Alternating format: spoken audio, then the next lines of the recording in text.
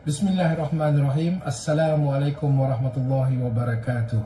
Salam Sayyidul Ayam, hari Jumaat penghulu segala hari. Ya, jadi hari ini saya pakai tak berapa formal sangat sebab hari Jumaat. Ya, jadi alhamdulillah tuan-tuan dan puan-puan, selamat datang ke TV Wasiah.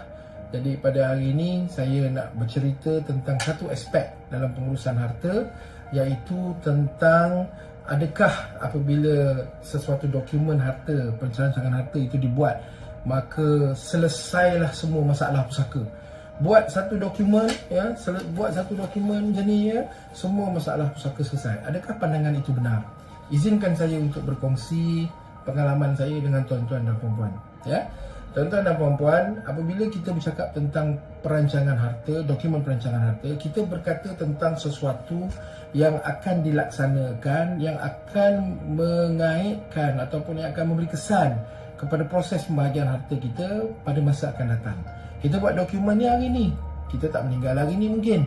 Kita mungkin meninggal besok, kita mungkin meninggal minggu depan, kita mungkin meninggal lagi 30 tahun akan datang. Ya? Jadi apabila kita membuat dokumen, satu perkara yang tuan-tuan dan puan-puan kena faham ialah dokumen ini hanyalah salah satu dari komponen perancangan harta. Komponen perancangan harta yang lain ialah proses pelaksanaan undang-undang. Jadi jangan kita fikir buat satu dokumen maka secara automatik selesai semua urusan. Tidak, dia mesti ada pelaksanaan proses undang-undang. Jadi dalam kita membuat dokumen ni ada beberapa perkara yang tuan-tuan dan puan-puan kena faham. Ya, yang pertama ialah tuan-tuan dan puan-puan kena faham bahawa apabila kita nak membuat dokumen perancangan harta yang mempunyai kesan jangka panjang, ya, ini bukan beli char kway teow dekat pasar malam ke apa, kita makan selesai cerita, tuan-tuan. Ini dokumen perancangan harta yang kesannya bukan saja hari ni, tapi kesannya mungkin 10 tahun, 20 tahun akan datang. Ya, perkara pertama yang tuan-tuan dan puan-puan kena lihat ialah organisasi mana tuan-tuan dan puan-puan ingin membuat dokumen ini. Ya, saya suka nak cadangkan pada masyarakat apabila nak buat dokumen perancangan harta ni, satu faktor yang faktor pertama yang tuan-tuan dan puan-puan kena lihat ialah tentang perpetuity organisasi yang mana tuan-tuan dan puan-puan ingin berurusan. Kenapa perpetuity ini penting? Perpetuity ni apa? Perpetuity ni maksud dia kesinambungan organisasi. Ya, kerana banyak pihak di luar sana boleh mendakwa bahawa mereka boleh menyediakan dokumen selesai. Ya, tetapi sama ada organisasi ini masih akan wujud selepas kematian kita untuk membantu waris kita, yang itu kita tak tahu. Ya, tetapi kalau syarikat amanah seperti Wasiah Syok Berhad, kita memang terikat ketat dengan undang-undang, dan kesinambungan adalah salah satu daripada undang-undang yang mesti dipatuhi oleh syarikat amanah. Jadi tuan-tuan, faktor pertama, tengok sama ada organisasi ini akan bersifat perpetuity atau tidak. Kenapa? Kerana bila kita mati nanti, kalau organisasi itu sudah terkubur, maka siapa yang nak bantu waris-waris kita, ya, dalam proses pelaksanaan undang-undang. Okey, perkara yang kedua yang tuan-tuan kena tengok ialah tuan-tuan kena, puan-puan kena faham bahawa undang-undang yang melibatkan penghartaan di Malaysia hari ini sedang berubah dengan dinamiknya. Ya, pemahaman hakim, para hakim di luar sana yang 5 tahun lepas mungkin ada maklumat, tetapi hari ini ada maklumat yang jauh lebih banyak. Pemahaman mereka dan kaedah penilaian mereka juga berubah. Jadi apa jaminan dokumen perancangan harta yang kita buat 4 tahun lepas, 5 tahun lepas, hari ini masih berkuat kuasa mengikut undang-undang? Ini perkara yang serius, tuan-tuan. Buat apa nak buat dokumen kalau ianya tidak berkuasa mengikut undang-undang? Betul tak, tuan-tuan dan puan? Ya?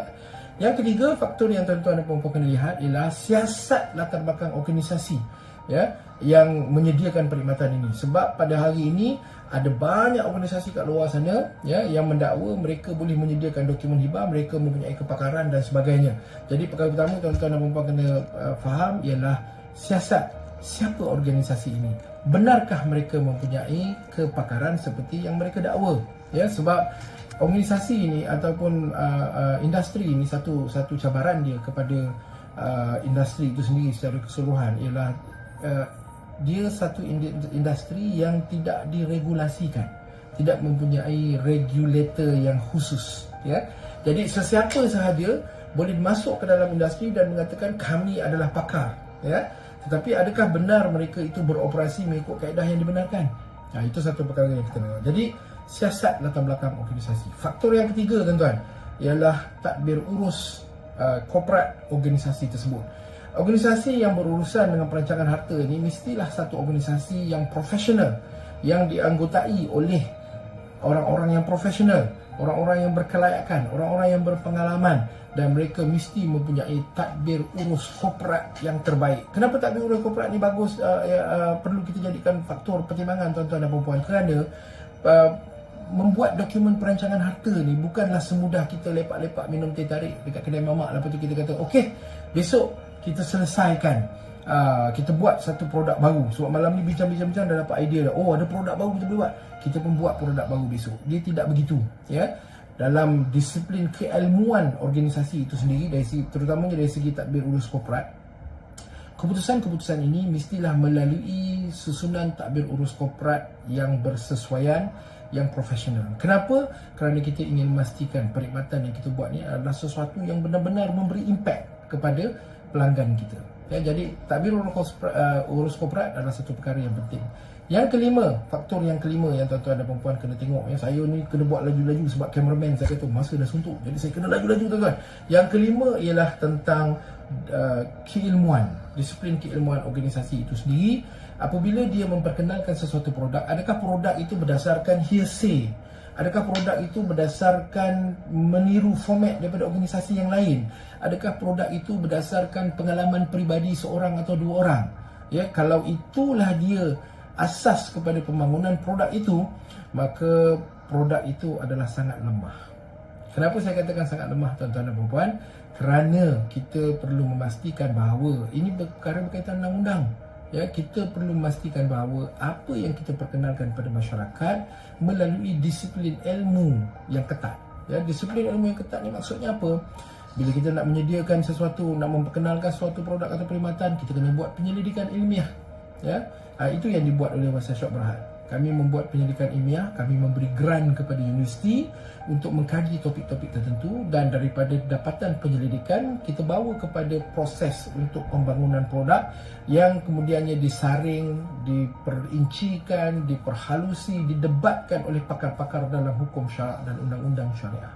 Ya, jadi bila tuan-tuan nak buat sesuatu dokumen, tuan-tuan jangan tengok harga je. Sebab saya tahu secara khusus ada penyedia dokumen yang menyediakan dokumen secara online yang harga dokumennya adalah semurah ayam goreng di pasar malam. Ya, jadi ada yang buat begitu kerana memikirkan bahawa harga murah ni akan membantu masyarakat. Sebenarnya tuan-tuan dan puan-puan, harga murah ini sekiranya ia tidak disokong oleh penyelidikan ilmiah, tidak disokong oleh tadbir urus korporat yang baik, tidak disokong oleh profesional, ya, maka harga murah ni tak ada makna, kerana ia hanyalah satu pembayaran sahaja. Ya, jadi tuan-tuan dan puan-puan ingin membuat dokumen, silalah perhatikan 5 faktor yang saya sebut ni tadi. Apa dia? Yang pertama ialah perpetuity organisasi. Ya, jangan buat dokumen dengan organisasi yang hari ni kita buat, besok kita dah tak jumpa. Ya. Kedua ialah perubahan undang-undang. Pastikan organisasi ini adalah organisasi yang secara aktif terlibat dalam perubahan undang-undang. Ya. Yang ketiga ialah latar belakang organisasi. Siasat latar belakang organisasi ini. Siapa pengarahnya, siapa pemegang sahamnya, dan siasat orang-orang ini. Adakah orang-orang ini orang-orang yang benar-benar berkelayakan dan profesional di dalam bidangnya.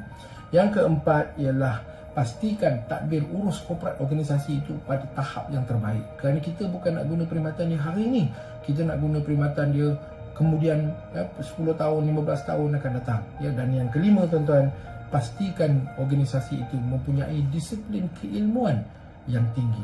Barulah kita buat dokumen kita hari ini, kita dapat pastikan dokumen itu berkuat kuasa pada masa akan datang. Kerana itu pun memang tujuan kita buat dokumen. Kalau sekadar nak buat dokumen seperti membeli ayam goreng, baik beli ayam goreng saja tuan-tuan. Ya, jadi ini faktor-faktor yang perlu diambil. Jadi kita jumpa lagi insya-Allah pada masa akan datang. Sekian, wabillahi taufiq wal hidayah. Wassalamualaikum warahmatullahi wabarakatuh.